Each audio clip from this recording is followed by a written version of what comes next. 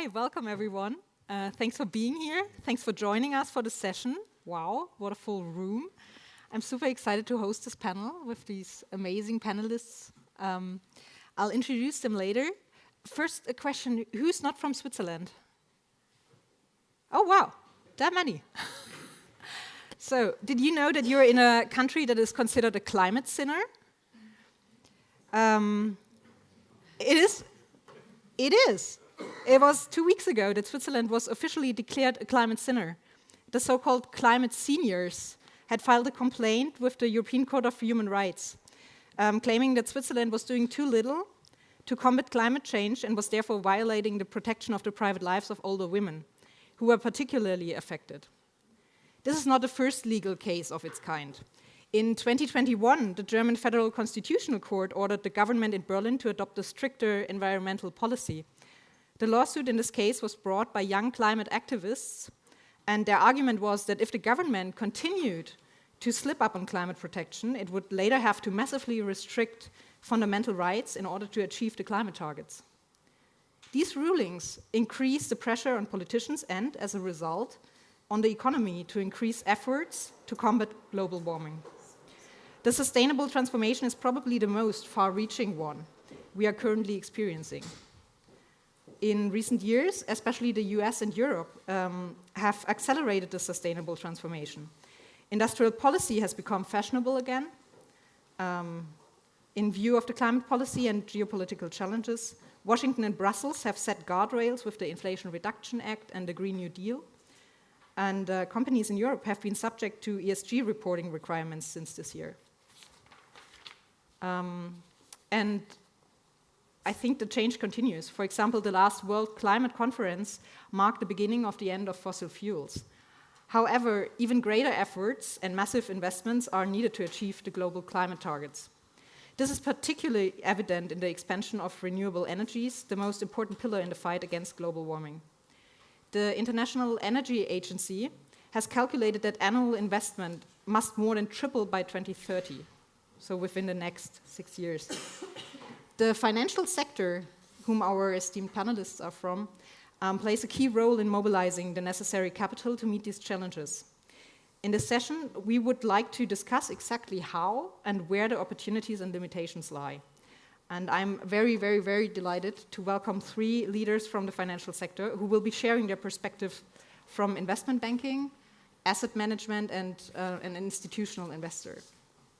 Let me please introduce them very briefly. We have Bernie here, the president of International Bank of America, one of the world's largest banks. I'll not go through all the CVs, you probably have read them in the program, but what I want to tell you is that Bank of America doesn't only aim to achieve net zero before 2050, but sees the global transition as important business opportunity and committed $1.5 trillion in sustainable finance capital mobilization and deployment within the next 6 years. We have Romeo here, from the chairman of the board of directors at Julius Baer, Switzerland's leading private bank. And he says the bank's first priority is to help clients to foster and preserve their wealth in alignment with their individual values, which could also be sustainable, of course. And then Timo is joining us from Helsinki. He's the CEO of Finland's state pension fund, VER. You have not had to hear about that before, but he manages 23 billion euros in assets. And his home country, Finland, is a global leader in sustainability and plans to become Europe's first carbon-negative economy. And the Finnish government also set a requirement for the pension fund to assess carbon footprint and create measures to reduce the footprint. Thank you all for being here, for joining us. I think we will have the discussion for 40, maximum 50 minutes, and then go for the Q&A, if that's okay with you. And I hope everyone can get to ask his or her questions. I'd like to ask you all for an opening statement. I've sent you before the question. What do you see as the primary responsibility of your financial institution in driving sustainable transformation and resilience? Bernie, would you maybe like to start? Oh, sure. Thank you. I was hoping I'd be alive. Oh, sorry. No, we can start with someone else. Yes. Okay. And it's terrific to have me here. Thanks. And thank you, everybody, for joining us here. I know there's lots of things going on at this time, so we appreciate spending time here. And it's my first time in St. Gallen, so it's terrific to be here. I think I'll keep it short because we'll go through all of the Q&A. At Bank of America, it's a very large organization. We're not just an investment bank. We're a corporate, commercial retail bank in the United States. We're one of the world's largest wealth managers. We're not an asset manager as well. So our activities in this space are very broad and very, very global. And essentially, we are trying to be part of the debate to help move us along faster on this journey. And then what we're also trying to do is to crowd in as much capital and help that capital get to the right place at the right time with the right speed to help make the transition happen. So we have a number of ways to do that given the platform that we have. We have a lot of clients that we interact with, that we communicate with. We have a very large research platform through which we publish and we try and set agendas around the topic. We have some convening power to help in a manner to this, make sure that we have the right conversation and dialogue. What we don't want to be is the policy tool through which society and governments determine the speed at which this transition should take place. We're not necessarily the best place to do it, and it shouldn't be us. It should be some means with which all of this comes together to make that happen. But we think that we can be very positive. You talked about the amount of capital that we've been looking to crowd in, and we're ahead of our targets, around our $1.5 trillion target. And beyond that, we continue to work on our own footprint, which is small in the scheme of things. So we're hoping that with that breadth from the U.S. consumer to the largest global corporates, we can play our part. Thank you. Timo, would you like to? Yes. So from pension fund point of view, of course, the financial returns are the priority. We won't have another mandate than financial return in the long term.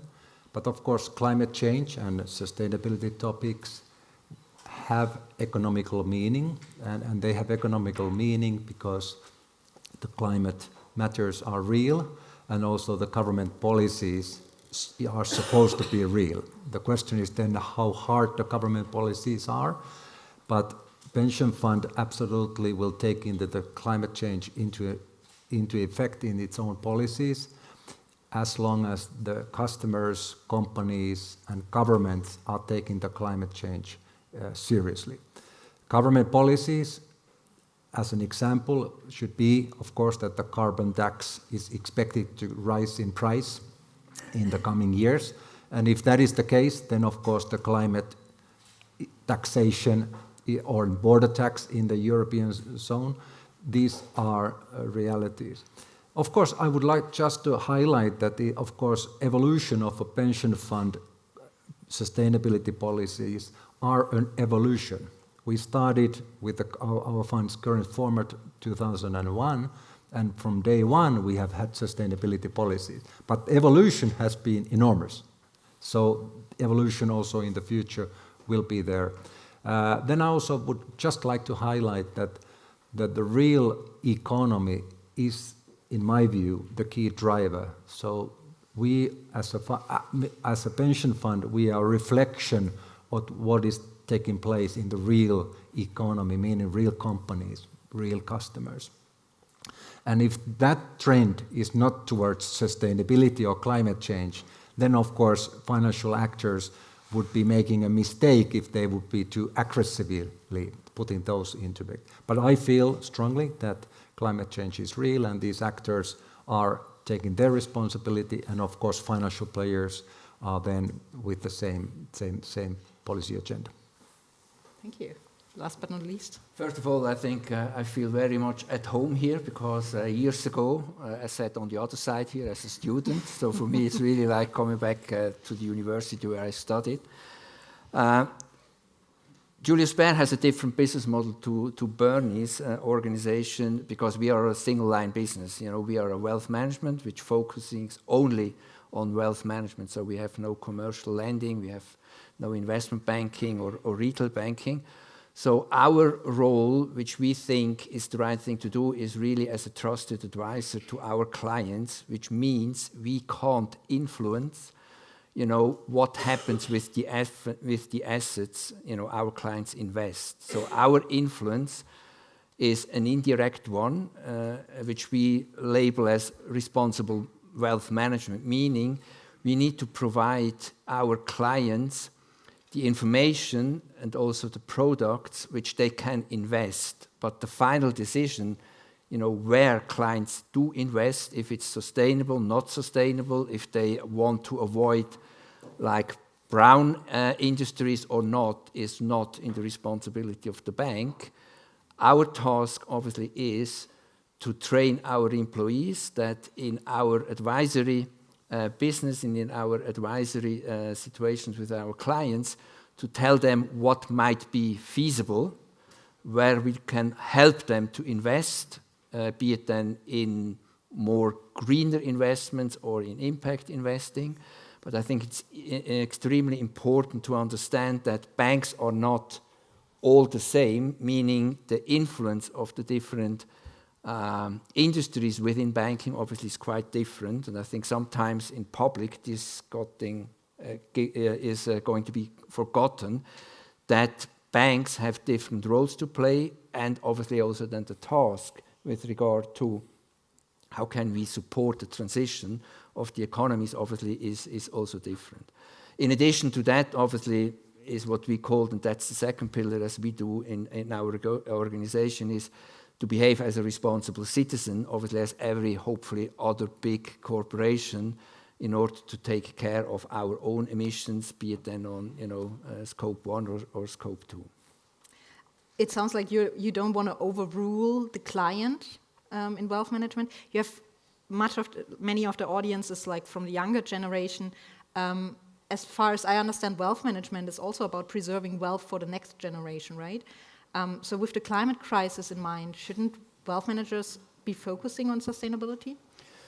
Again, I think most of our competitors, as Julius Baer as well, do focus on sustainability. My point is there is an expectation that, for example, from NGOs, when I talk to NGOs, obviously they would like us to have specific percentages of our assets which we manage that should be ESG rated. So, for example, they would like to see that in whatever 5 years' time, we have 50% in only sustainable investments, where I also need to explain, this is a target, obviously, from a client perspective, but not from a company perspective.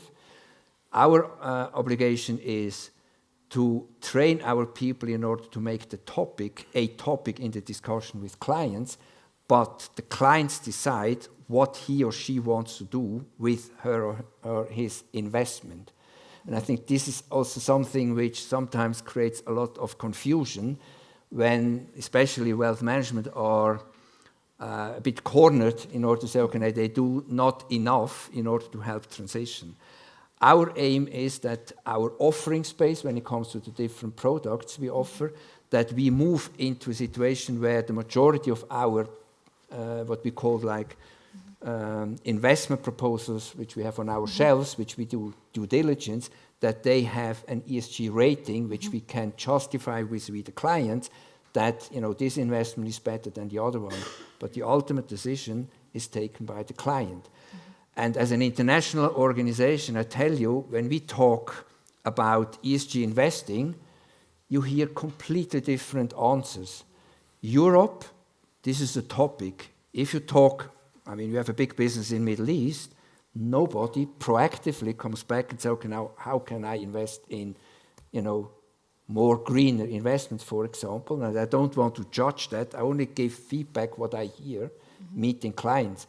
Same is also in Asia, where performance, for example, is much more of a topic than what's the impact on environment from my investment, for example. Again, this is not an excuse, only to say the perception on the client side varies completely from geographies, but also from a client perspective. And you're quite right. If you have a situation where the next generation sits at the table, the discussion is different. If you have then only, I have also gray hair here, so don't want to offend everyone. If you have 60, 70 years old clients which their topics might be. I'm not saying that they have not a view also what we need to change, but this is different. The next generation, I think the topic in order to start this discussion is much more favorable to launch such a discussion. So you say it's also related to the generation you're dealing with and to the political landscape. And geographies, I tell you, geographies. Yeah, of course, which comes with the political landscape. Yeah, as we see, for example, in Finland, where the government moves ahead quite quickly, right? And Timo, as an institutional investor, has like a framework he has to deal within. As an institutional investor, Timo, what tools do you use to create these kind of like future-proof business? And can you give us an example on how you have used your role as an institutional investor to create change? Yeah, I can explain a few examples. I start with a simple one. The simple one is the index investing of public equities. If the trend of and public commitments which governments have been done in terms of pledges of net zero, if those are reality and also corporate pledges are reality, then the index investing will lead to more or less to net zero in terms of corporate levels. So that's one automatic which is good to bear in mind.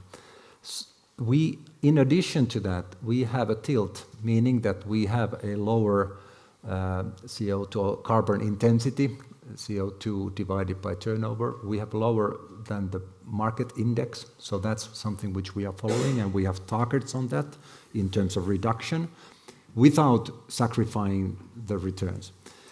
Then the third element is these reduction targets, and then we have another interesting portfolio which we created just beginning of this year, and that's what I call bad to good. And that's a small portfolio of ESG transition portfolio where we are targeting via mutual funds where we are investor.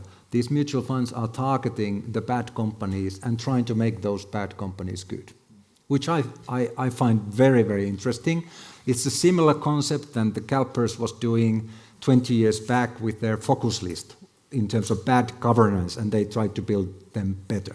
So that's another field. And then an additional field is that we are one of the largest owners with few other pension funds in windmills locally in Finland and also large scale in Nordics. So that's one, let's say, impact investing in real sense.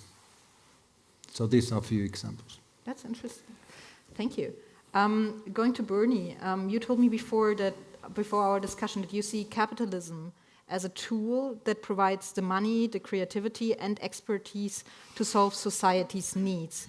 And I heard you traveled to Kiev also recently, to discuss the road to economic recovery with the president and his advisors, and that Bank of America has just seconded a senior capital markets banker to the Ukraine Ministry of the Economy to help advise on this. I would like to know how do you help with the economic transitions post-military conflict in Ukraine? Oh gosh, so thanks. So Ukraine is obviously in a very specific situation, and it was a privilege to go. I went with part of the U.S. government, and it was very humbling in terms of the experience and what I found there in January. It was minus 16 Celsius, so it was a cold time of the year to be there. The message I was there with a couple of other CEOs, and the message was to help them refocus a little bit on the economy, even though they're in the middle of a war and it's tough. But the Ukraine economy did grow last year to some extent, and they have managed to get bits of the economy up and running. So I may have these numbers wrong, but I think Ukraine, for example, exports something like 30,000 tons of wheat, went to zero in the first year. Last year, 23, it was up to 15,000 because they were able to create what they call a peace corridor in the Black Sea because their navy has been quite. And so so a lot of our trip was to encourage them to start to think through ways in which they can really lean into the economy. And we feel strongly about it, and we have asked one of our top executives to spend time with them so that they can think through the opportunities that are coming at them, because they're a little bit busy, as you can imagine, but they also are seeing a lot of things where people are proposing things to them and how should the economy look in a post-war environment. They are trying to go for the sustainable transition, right, and want to provide green energy for Europe. Yeah, I think that they're doing a number of things, but one of the things that's which is quite interesting is that a sustainable energy platform is more war resilient, actually.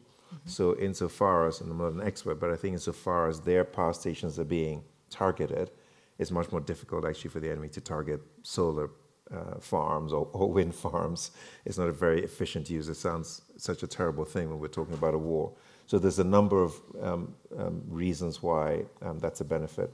But certainly, as part of our How for Them, some of the discussions we had, there has been a real lean into, what the new economy might look like, and not rebuilding it the old way, but rebuilding it the new way and attracting some of those investments. So that's been interesting to see. I was very impressed by their courage, but I was also impressed by the bandwidth of the government within all of this. And some of that is, what is their relationship going to be like with Europe? And they understand that some of the way the Ukraine economy is might not be suitable to parts of the EU in terms of, goods or dumping, or just relative competitiveness. So they're very focused on a sustainable economy post the crisis. We heard Romeo talking about how he's dealing with customers, how he's trying to empower them.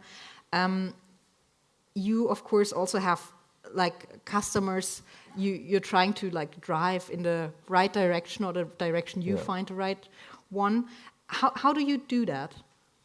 Oh, well, in a number of ways, but one specific way has been actually targeting some of the medium-sized companies. The large companies have the resources. They have people they can send to things like this. They understand where the regulations are coming at.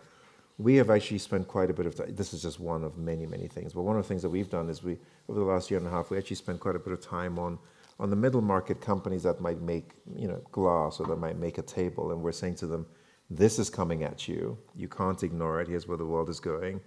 There might be a time where Amazon says, actually, I need to be green because I need the Finnish pension fund to buy my shares, and they have a CO2 target. And so if your product is not green enough, it's not going to be high on my select list. And so there's a feedback loop that will happen over time. So we spent actually quite a bit of time with all of our corporate relationship, and we've got thousands of them, and educating them about how to think about it, let them know that this is coming. Because what we found maybe a year and a half, 2 years ago, some of them were like, well, this doesn't really affect me. My turnover is 10 million, 5 million, 20 million, 30 million, and this is what I do. So that's certainly one aspect.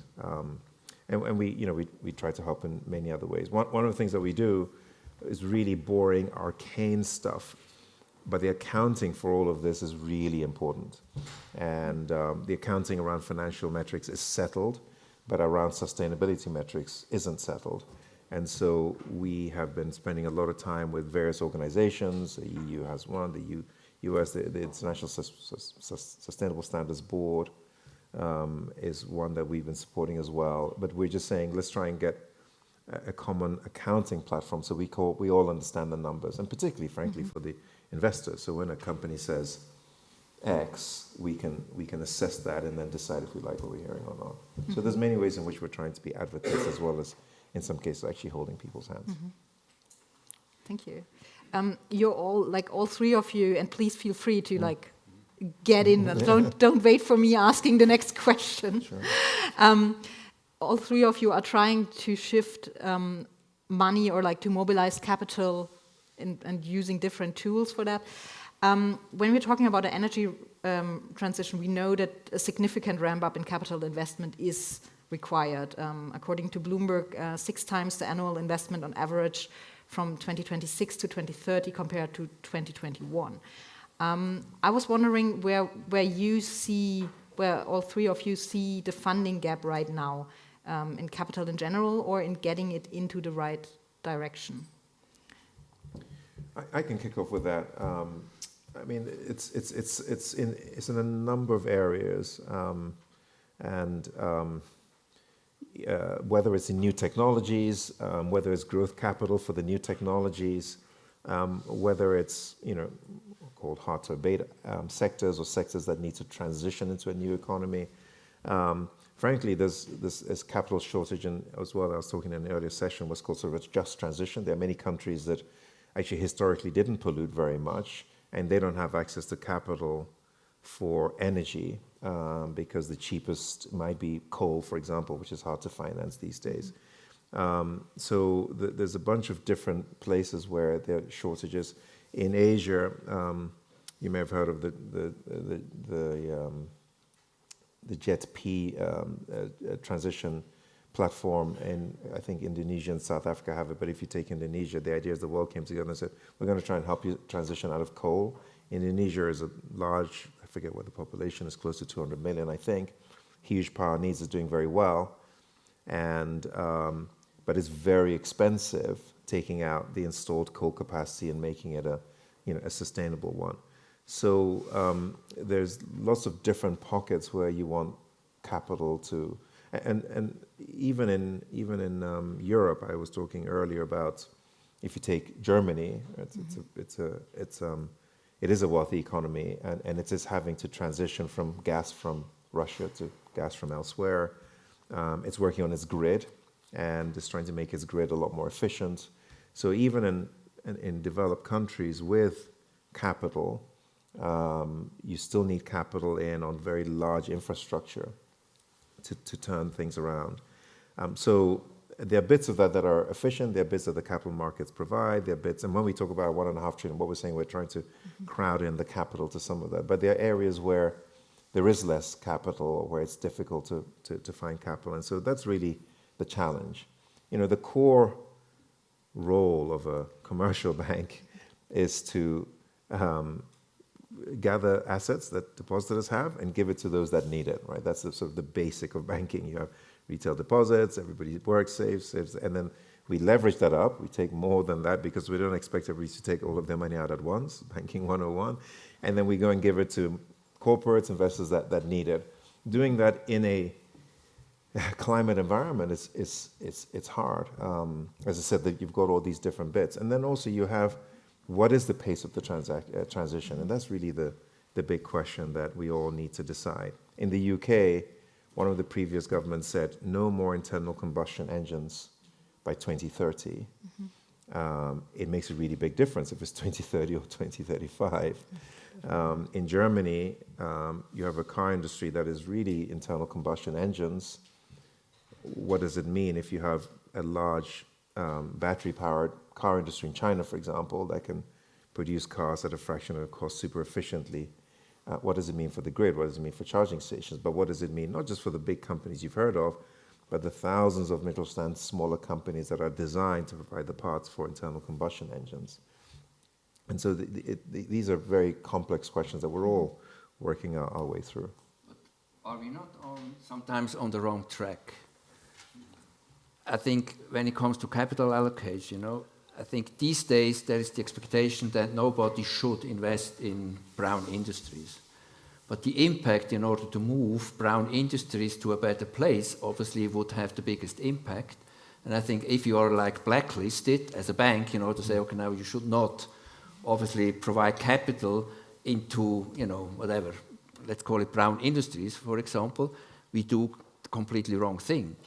We as service industries, obviously, our footprint is minimal, obviously, and we also need to have huge programs in order to reduce our minimal footprint, whereas other industries have huge, negative impact, and they are in a way like blacklisted or sidelined, whereas I think the capital should go exactly in those industries in order to make the bigger impact in, transitioning these industries. And sometimes I think the whole, idea of transition goes in the completely wrong direction, because you should tag those industries where you have the biggest lever in order to make a change. But this goes, I think, to public institutions like pension funds, central banks, and others who are under scrutiny and under pressure in order to avoid these investments, and in an investment bank not providing capital into those things, which goes, from my perspective, in completely the wrong angle. That's one. And the other element, which I think goes also in the wrong direction, is more on a political level. If you as government are not able to give any type of foreseeable stability of your investments, obviously those investors obviously think twice if you want to fund, for example, new energies or new technologies in a way where you could potentially make a difference, because these political environments changes from day to day. And I think that's also one of the challenge which does not help to really allocate capital into the right corners of the economy. And sometimes I think we are doing a lot of things and talking and reports and stuff like that and blacklisting, and again sometimes step back to say, okay, now are we really on the right track in order to accelerate the transition by these things? And also allocating, for example, this policeman role to the banking industry is also completely wrong, I guess. I think the pressure should be on, first of all, on us as individuals, how we behave, and second, on corporates. If every corporation obviously takes it serious, there doesn't need to be a lot of policing in order to do, good things, obviously. But I think there is also some kind of a mistrust from a political perspective into the industries in order to say, okay, now we need to tell them, on micro level what they should do and not do, and report on 100,000 of different pages what they really do, which I think is also, a complete nonsense, because if we were to spend these bright, minds into more like what can we do, very operational. I tell you, we are like a mid-sized bank, international bank. Obviously, we need to comply with 7, 8 different reporting standards. We all have the same target. We want to help our clients to do the right investments, but I don't need to have a bunch of people in order writing day in, day out reports on what we do. I would rather allocate these people in order how can we do better as a bank in order to facilitate this transition. But that's maybe a bit of a too bold statement.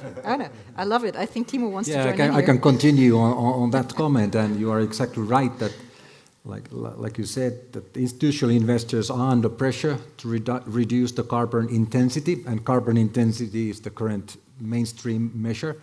In 5 years' time, I'm sure that there will be better measures, but for the time being, it's easy to measure. We can do it, we can calculate, and that's what we like.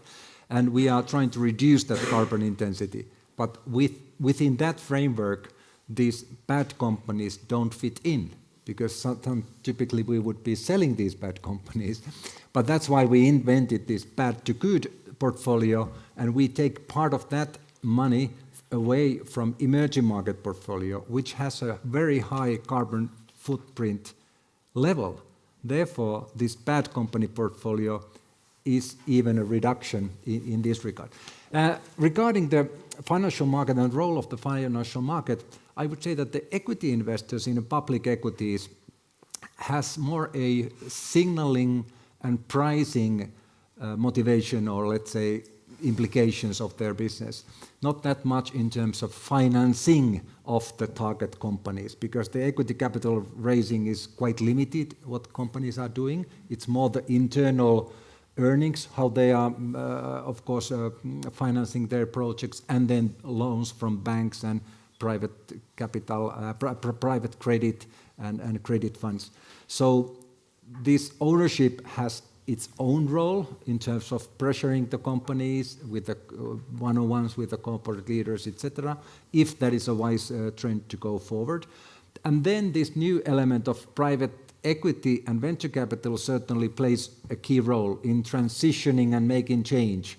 And of course, there the data is still in early stages, and we don't, for example, we don't get the full picture what kind of carbon intensity figures private equity companies have in total, but I think the metrics are coming in the coming years.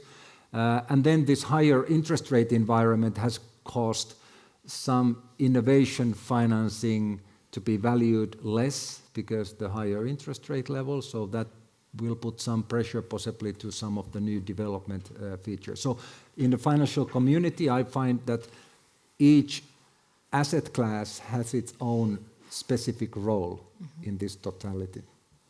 Interesting. Bernie and Romeo both mentioned the need for like some foreseeable rules from politics, etc. And Finland, who is like a leader in sustainability, introduced its net zero goal under the previous red-green coalition. Now in Finland you have the conservatives ruling again, and they are governing together with right-wing populists. Does this affect your sustainability roadmap at VER? The roadmap is, of course, this push towards net zero was a push, and that impacted us also in terms of we were at the same time also measuring our footprint and then looking at ways of reducing, and at the same time the government gave us a small push. So that was a perfect timing in our respect, and we got the data and we were able to do it. So we have various reduction targets.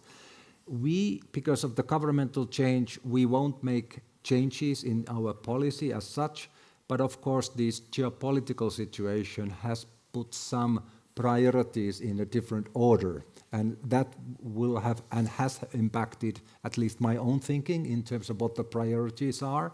I'm looking at defense industry more. I may be keen on some other elements which are more in priority, but still I feel that this trend of sustainability and climate change is there, and it doesn't change even though the governments change. I think we are still doing, from the pure financial point of view, a good job if we are looking at these climate change matters also. Mm-hmm. The possible governmental change is like a challenge probably for all of you. In the US especially, we can already watch what happens or what might happen in the end of the year. And Bank of America, Bernie, pledged to stop financing coal 2 years ago and was widely praised by climate activists for doing so.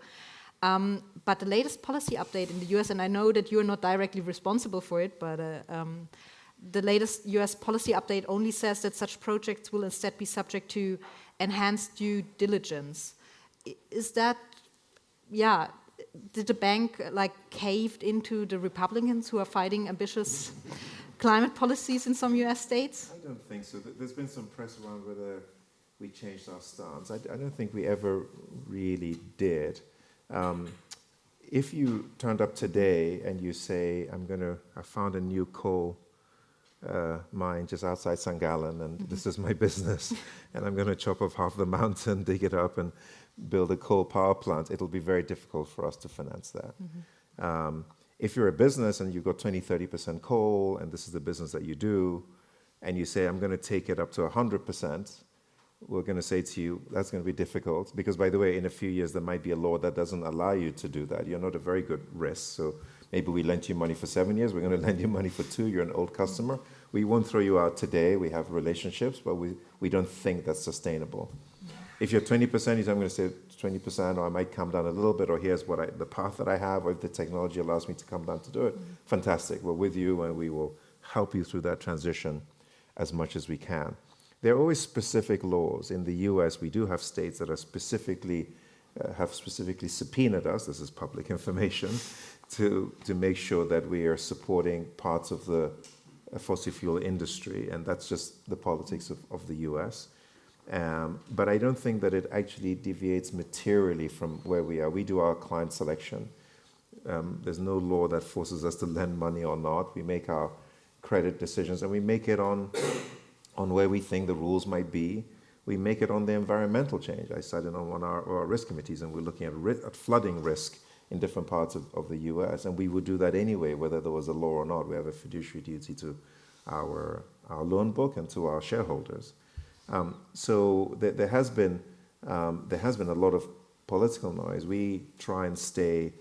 We were never particularly aggressive one way or the other. In a way, we're too big to do that. We get up and we have a client selection, and that's what drives all of our activity around the world. And if you're in the gambling business, you're in the prisons business, you're in the firearms business, you're in the coal business, you're in the whatever business, we will, without a moral judgment, just figure out if it's a business that's sustainable, and frankly, if it's a business that is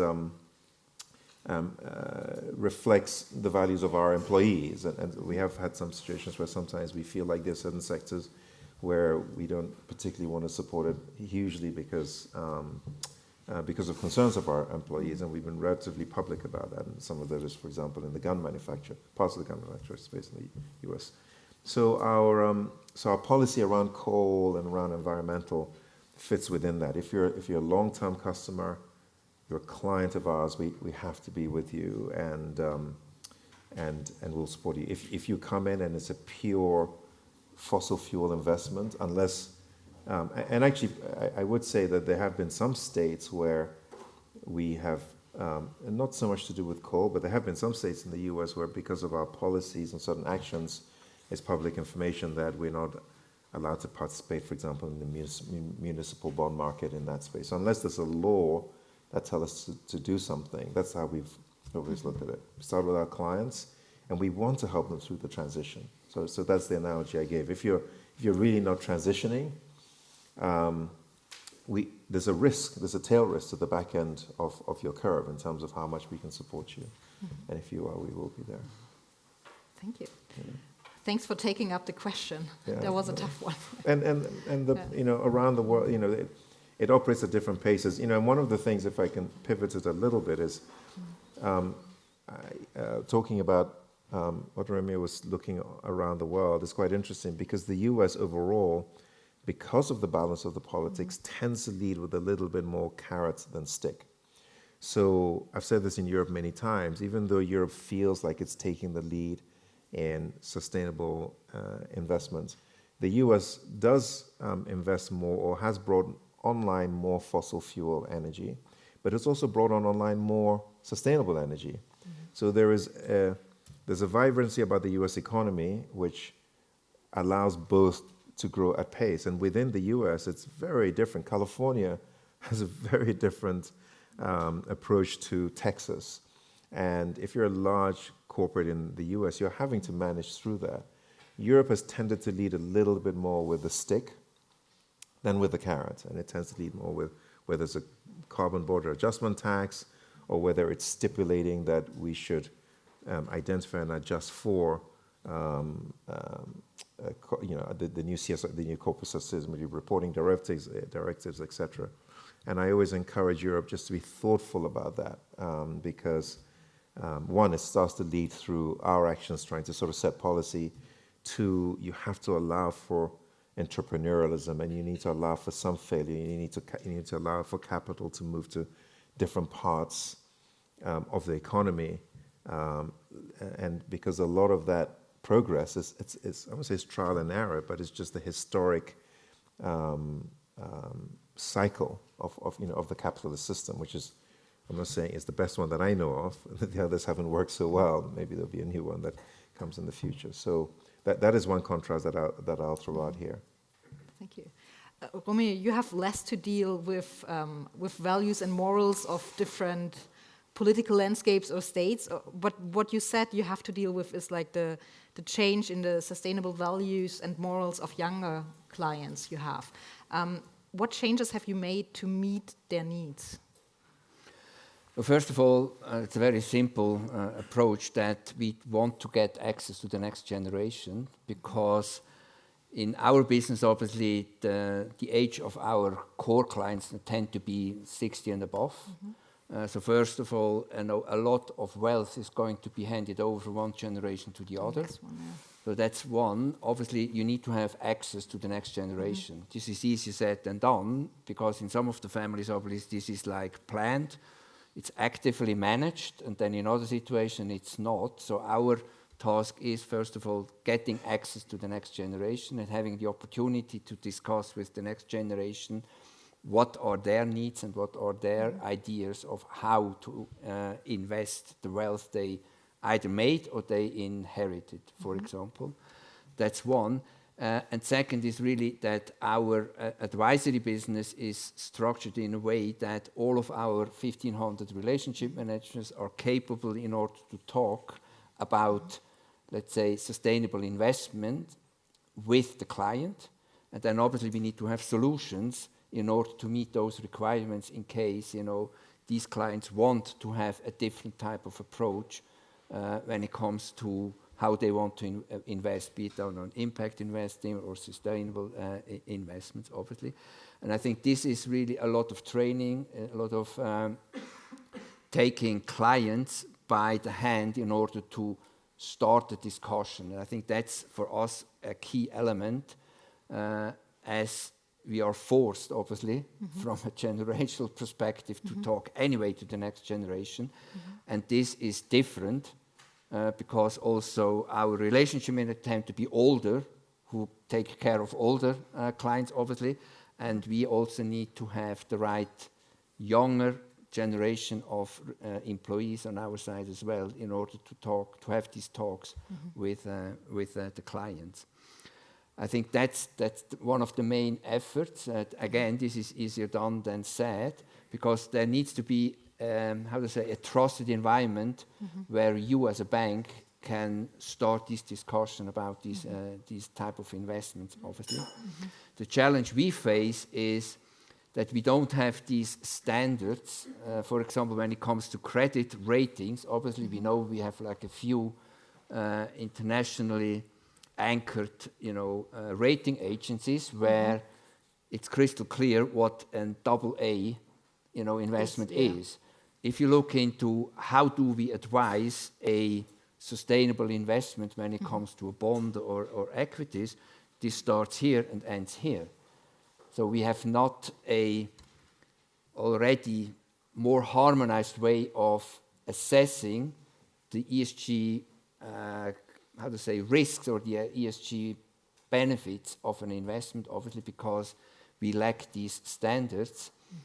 And what happens if you don't have standards? Each and every wealth manager or bank starts their own rating, which complicates the situation even more, instead of having joint efforts in order to agree on a few standards, obviously. Again, this is a very practical example in order to say, even if you want to have more sustainable investments, the question is then, what is really then the investment proposal we show to the clients?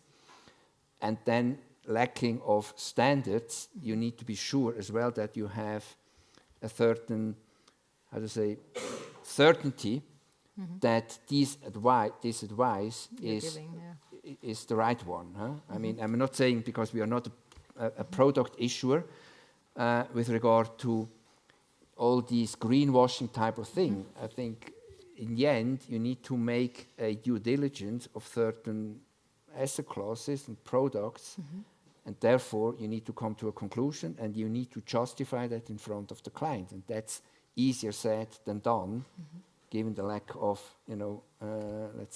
well-accepted standards. Thank you.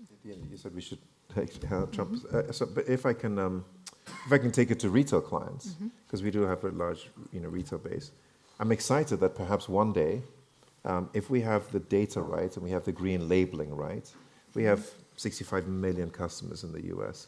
I'd like it that each week when you look at your spend on your app, a lot of transactions take place on the app now, you can get a sense of how green your spend has been, right? So if all the products are labeled right and that information comes through, and I know there's some fintechs trying to do that, you could see a world one day where, because a lot of this is fundamentally, at the end of the day, driven by our actions. And we can always sit and say, why is this company doing this or that company doing that? But there is a demand and a supply. And if we all have a demand for green products, trust me, that will shift the behavior of corporates pretty quickly. And that will shift through to how they want to finance themselves, where they want to invest. And it'll make Timo's job easier at the end of the day. That's what flows through, and give more options there. So, those are some of the innovations that are interesting in terms of, as as I said, we're holding the hands of a lot of the mid-sized companies, and they're getting it, and the information to them is getting better. But if you can measure something, then you can impact it.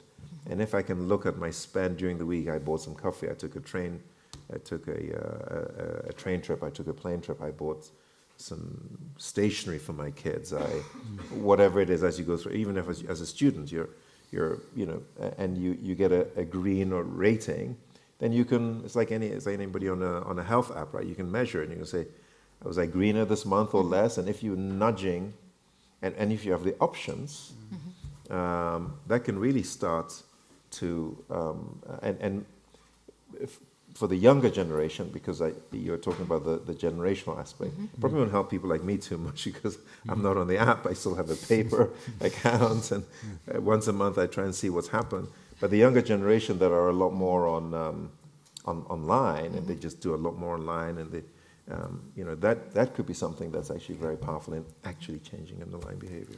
I could add on this Bernd's comment in terms of carbon disclosure project was started, 15 years ago or so, and it was initiative by the financial institutions to put pressure on corporations to measure their carbon footprint. And that is really to be credited for, because that was one of the key pushes why we have some metrics available now. Whether those are sufficient and needs to be developed absolutely further.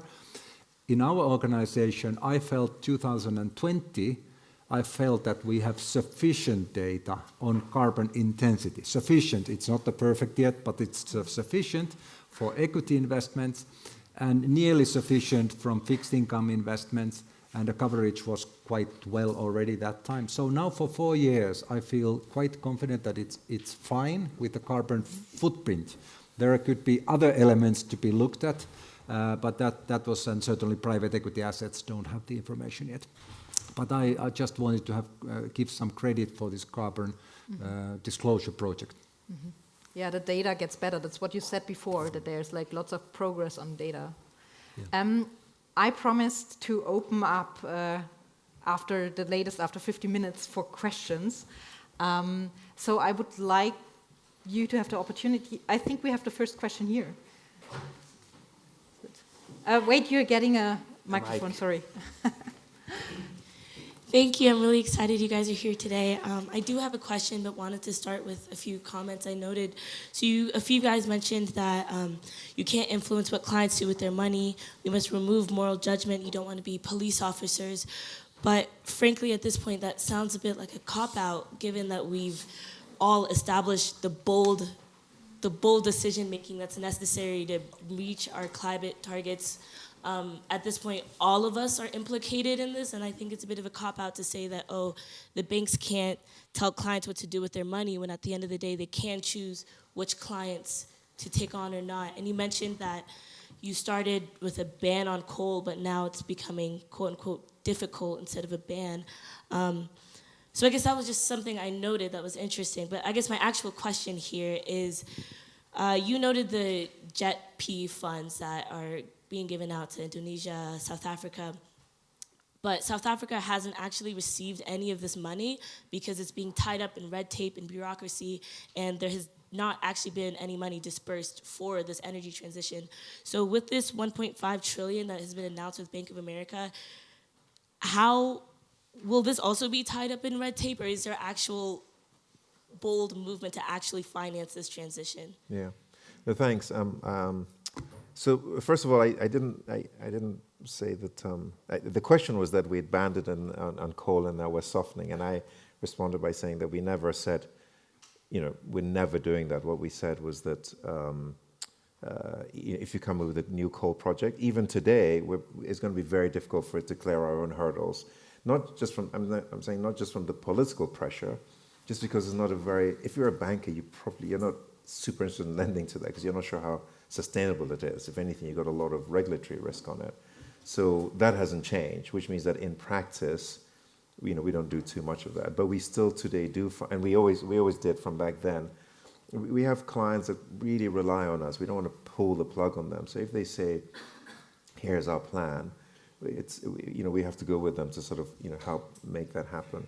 In terms of whether it's a cop-out or not, in terms of telling them what to do, it's a really tough thing. It's complex out there, and for us to be the judge and jury in terms of who gets credit in that way is what we are saying. In some cases, I don't want to speak for Mayor, but in some cases, it's not his money to say. Now you might say, well, I don't want to deal with, that client, but you have to really think through, maybe that client is developing an app, as I suggested earlier, that could, benefit in a material way. So we, like in anything else, governments haven't sort of said, you have to sell your car tomorrow because it's no longer eligible. There's an off-ramp in terms of where that will go. And so that's what we're trying to play to. In terms of the JETP, you're absolutely right. I have a lot of sympathy for it. I have a lot of sympathy for South Africa. I was at a conference last year where the South African economist pointed out that South Africa has huge power problems, a massive power deficit, a lot of their own making of some of the corruption and the inefficiency of the currency, no doubt. But there is people do not have electricity. South Africa has an abundance of coal, and this person said that South Africa had increased the export of coal to Europe, largely to Germany, 6 or 7-fold because of the Ukraine war. Good thing. We need it in Europe. It gets much colder in Europe than in South Africa. And so it had a coal, but it cannot finance itself, coal plants, to give energy and electricity to South Africans. So that didn't seem fair on any sort of basic common sense level. And I touched on it briefly. I am passionate about the idea of a just transition where we say you can't have a coal mine or a coal-powered station because it's going to pollute the earth. And some of these countries didn't do much in pollute. They were just about to start. They were just about to get going to chop down their trees and mine the coal to build subways and roads and tunnels. And we're saying you can't do that. So that is a whole other aspect to it. But if you take the Indonesian case, where that is stuck, as far as I recollect, is that you have coal-fired power plants, which are relatively new. I'm not sure how efficient they are in terms of clean coal, that are very profitable at today's market price. So you go to that entrepreneur that owns a coal mine that is making $300 million a year for the next 10 years, or $500 million a year, and you say, would like you to switch off your coal mine, and that person says, well, hang on a minute, even if I have 5 years left, I'm going to make $2 billion. Who's going to pay me for the $2 billion? So you have some options. You can say, well, nobody, I'm just shutting it down, off you go. Or you say, well, I've got to find $2 billion to compensate you for the fact that we want to switch off your coal mine. And then who pays for that? And that's a reasonable conversation to have, but if you start to, you can argue both sides. So I think that's where some of that has been. I haven't followed JETP in South Africa as closely, but the intention was there, absolutely, to sort of say, we need to shift these growing economies to sustainable fuel. But when you get to it, and I was on a panel with this Indonesian finance minister at something or other, and it was interesting when you get to the actual mechanics and legalities of it. And sometimes when you're a little bit further away, it's like people saying, oh, well, let's take the Russian assets and confiscate them and use it to fund Ukraine.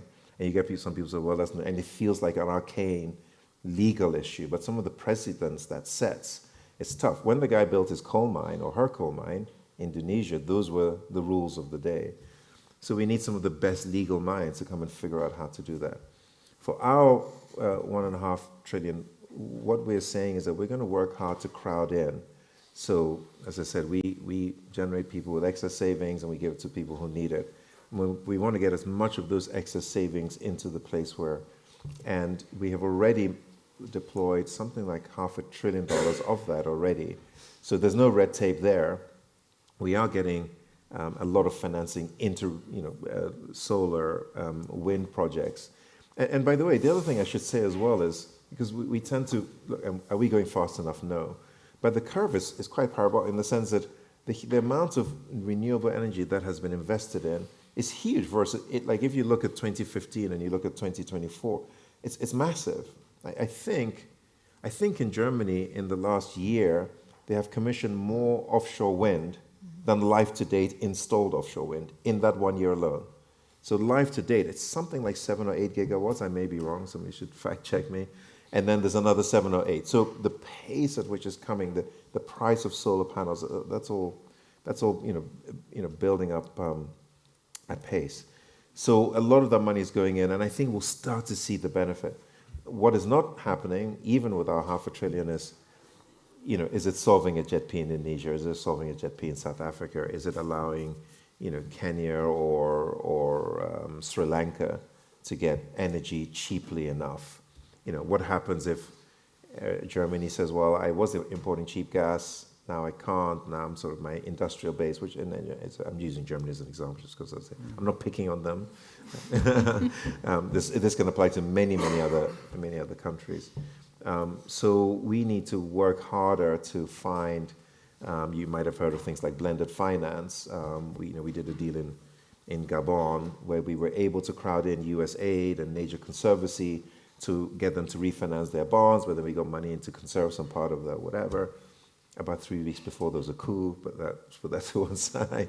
And so we're all trying to find ways to get, and the other thing, which I think is a topic of huge debate, is carbon credits, right, and compliance credits. Because if you can create a market where you can buy and sell and price carbon, and you can have some carbon offsets, that can absolutely help the transition. But there are some people that say, no, that's a cop-out, and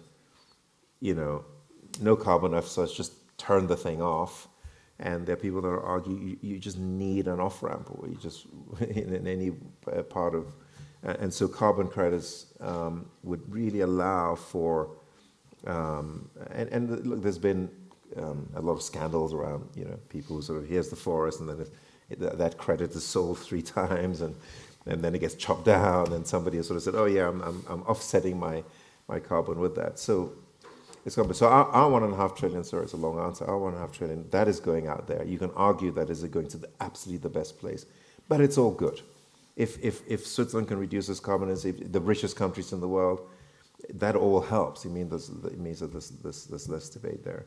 But there are some really intractable problems around this. But we shouldn't let that be the enemy of the good, in the sense that there's some really, really good things happening as well at scale. Thank you for... If I may, I think there is also a role government needs to play. But I think sometimes the discussion is too much geared to certain industries, like banks. Banks need to save the world, in this transition. I think, yes, we have a role to play, as we try to, to explain. But I think government and politicians as well. I think there is, especially in the more, developed world, obviously, for example, governments could introduce the CO2 pricing, which would make it, from day onwards, all, either beneficial or not beneficial for companies to behave in the right way. But, there are a few talks about, introducing here CO2 pricing, but I'm a big believer, obviously, this would accelerate the whole transition dramatically, because this would give incentives, financial incentives, to guide investments into the right places. But there as well, it's hard work to do in order to have, not only in a country, knowing that CO2 doesn't stop at the border, obviously, so you need to have collective efforts, but at least the Western world or the developed world has a huge opportunity to go that route, which I see very little traction over the last years. I know we have and a I question, think yeah. that's a key element which, when it comes, how can we accelerate the whole transition? I think that's one, maybe not the easiest one, but a very effective one. Okay, another question, sustainable aviation fuels. Very different views on that, right? We need to fly, otherwise a lot of us won't be here, so hands raised, how many people are in Switzerland? If the government set parameters around what sustainable aviation fuel should look like for the next 10 years, for the next 20, for the next 30, you could actually have an effective glide path to that, which will still allow activities like this to happen. That's smart scientists to get on a plane from whatever and go here to collaborate with somebody else to sort of make things happen. So anyway. I'm pretty sure there are more questions. Great. There. And hi everyone, my name is Luisa, I'm from Brazil, and I'm currently researching about financial inclusion at the University of Oxford, and I really want to have your take on how can we spread better financial services for low-income populations or vulnerable populations that are currently excluded from the financial market, and because of this, they are not having access to the economy, to consumption, and to basic rights. How can we better tackle this challenge and promote accessible and sustainable financial services for those populations? I can have a go at that. We spend. So as I mentioned, we have 65 million customers in the US, something like that. About 20 to 25 million of them are low income in the US, and we take a lot of pride in really working to make sure that the banking services we provide are as simple and as cheap as possible. We were, I think, the first bank to get rid of overdraft fees or lower them dramatically. We try and make sure that our apps work. And the cost of providing that service is super low. We try and give people financial advisory so that they can with enough information so they can manage their incomes. We have tens of millions of customers that are really paycheck to paycheck, as we call it in the US. We also invest in some of the community banks in the US that are closer to some of the underserved communities. So that they have access to financial services. So we're not the government, we won't solve it all, but certainly at Bank of America, we're pretty much on record in reducing the cost, giving accessibility. I know the lady that runs it, Holly O'Neill, and we have a program called Erica. You can talk to Erica and say to Erica, what's my bank balance? Can you pay John? How much did I buy from Amazon last week? And it'll talk to you. And we do that, and a lot of banks have online features. I know Julius Baer has a great online feature, and all of that technology means that we don't have to run large service centers. Thousands of people makes things a lot cheaper. It means that the cost of the product that we give out there is less. There's been other discussions. Central banks and countries talk about digital accounts, etc., to make that happen. But we're very focused, and I'm proud of the service we give to those communities directly and indirectly as well. So that is happening. There's one example from Europe, and that's from Netherlands, actually. Netherlands is going through a transition in pension systems in the coming 2-3 years. They just introduced or passed a law last year stating that the collective pension funds will transform the assets in the pension, because it's over 100% funded, so all the money is there already. They will transfer the pension system to individual accounts, meaning that within 3 years, everyone in Netherlands will see exactly that how much they own. And that gives a responsibility or feeling of responsibility of the assets. They still have the collective system in the future, meaning that investments will be done on the generational basis. Risk levels will be adjusted through young age, older age, and investments will be managed collectively, but still they have and will feel the ownership of the assets. Thank you. I've seen there's another young woman, and there are two men. Maybe we can. Yeah, maybe we'll start with her, and I see a hand over there, and I saw a hand there, and maybe we can get these 3 questions still in time. Okay. You just have to answer a little bit shorter. Sure, sorry. No, it's great. I mean, no one complained. Thank you so much for the time. My name is Christina Huguet, and I'm a geopolitical risk analyst with Eurasia Group. Over the past 2 days at the symposium, we've heard a great deal about a lack of infrastructure, right? Infrastructure that could go in some ways to alleviate issues such as resource scarcity, issues affecting more than just frontier and emerging markets. Can the panel speak to how different types of funding, such as blue bonds and green bonds, can become more common forms of issuance in global debt capital markets? And what do investors like yourself need to see to make these types of bond programs more attractive? Thank you. Well, I can start with how, and then you can talk about what you want, what you need to see. So there's a lot of effort in hybrid bonds and crowding in different risk tolerances. And so that's really the challenge, and it'd be interesting to see how Timo is looking at it. But I do think that there are large institutions out there with different risk tolerances. There are some of them sitting in Julius Baer accounts, which are large family offices, philanthropic offices that are interested very much in helping to drive it. They might have a higher risk tolerance. Some of the multinational development entities, the EIB, the EBRD, are interested in that. During COVID, I went with a team to Luxembourg. Remember, it's during COVID, so it's difficult to get there.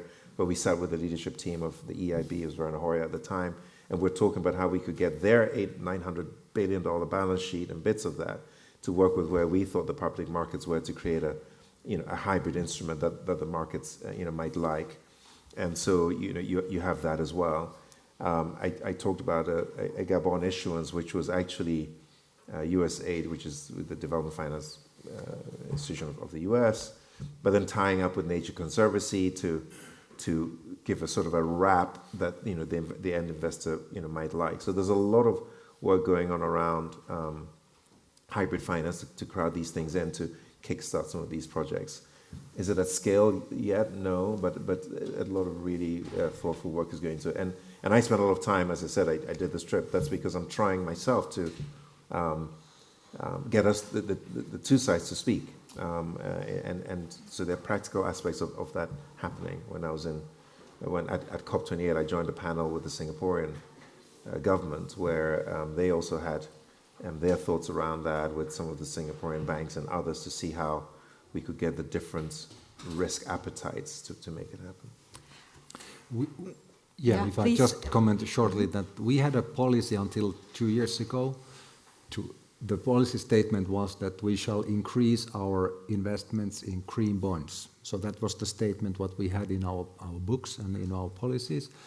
But then 2 years ago we changed that. We just rewrote it by saying that we may invest in green bonds. And the reason was that at that time, a few years back, especially 2 years back, because the rates were low and there was a green, not the bubble, but let's say very high interest of green investments at the time, and there was a green premium or greenium at that moment of time in the bond market at least. And we felt that we are not in a position to pay a premium for normal company bonds if the similar bonds with the same credit qualities of that corporation are available for cheaper price. So at that we changed the policy. We still have green bonds, but it's not just that we shall be increasing them if the premium is there. I'd suggest we're taking one more question from over there from the young man. Hello, my name is Adam. Warm welcome to St. Gallen. I have the following question. What is your view or prediction on the midterm and long-term development of the interest rates, and what will... It's not about me buying a house, it's just being interested in economics. And what will the role of the development of the interest rate be when it comes to sustainable investments made by the private sector and the public sector? Perfect closing question. I mean, obviously, we don't predict any interest rates, especially across different currencies, obviously, but as normal investors, tend to, I think, depending on the interest rates, obviously, this will influence the behavior of investors. And this is, in these days, in old days, and also in the future, which obviously, with lower rates, there is more investment appetite than in, higher interest rate environment. So therefore, I think also these investments into the green transition is not, I think, from my perspective, not behaving different from, let's say, call it traditional investments. Timo, well, yes, not too much to add to that. The risk premium is higher because interest rates are higher. It's unclear if they'll come back to how low they were before. So there was an opportunity, and that has crowded in some investment in the last 3-4 years. In a higher rate environment, it'd be interesting to see how, their challenges, how this will be sustained. As Timo said, there are other areas he's looking at in terms of investable areas. So that will be a little bit of a headwind.